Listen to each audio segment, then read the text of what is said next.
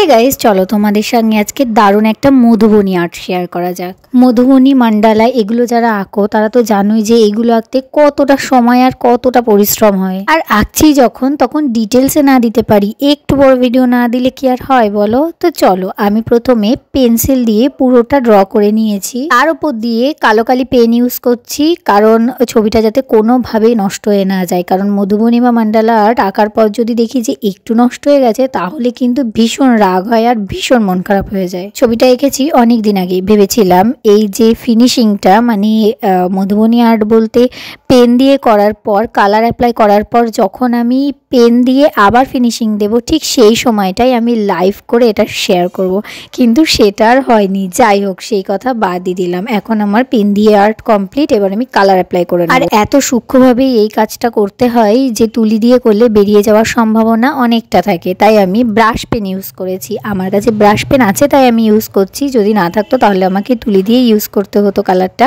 তো যাই হোক, ব্রাশ পেন দিয়ে করতে কোনো রকম কিন্তু বেরিয়ে যাওয়ার সম্ভাবনা থাকবে না, কারণ ব্রাশ পেনটা পেনের মতো করে আমার হাতের কন্ট্রোলে থাকবে। তো যাই হোক, এদিকে কালার করতে থাকি, ততক্ষণে তোমরা চ্যানেলটাকে সাবস্ক্রাইব করে দাও। দারুণ দারুণ ভিডিও আসছে, তো তোমরা তো ভিডিও দেখছোই না, চ্যানেল একদম রিচ ডাউন হয়ে গেছে। তাও ভিডিও করছি, দিচ্ছি যতটা পারছি, কিন্তু রিচ ডাউনের জন্য একদম কিন্তু ভালো লাগছে না।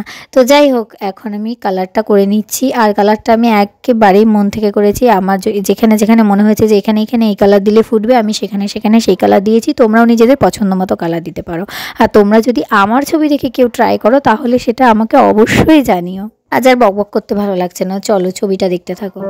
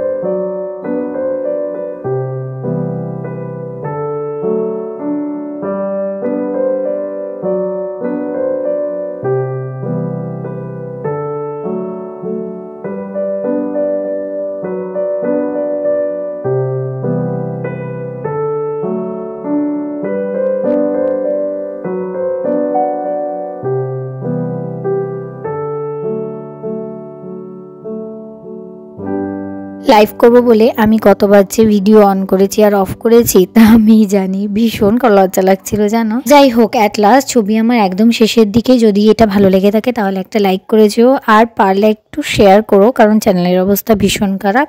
তো আমি পেন দিয়ে কাজ যখন করছিলাম তখন ডিটেলসটা দেখানো সম্ভব ছিল না, কারণ অনেক সূক্ষ্ম সূক্ষ্ম কাজ, তাই আমি একটু একটু হালকা টাচ দিয়ে দেখিয়ে গিয়েছি।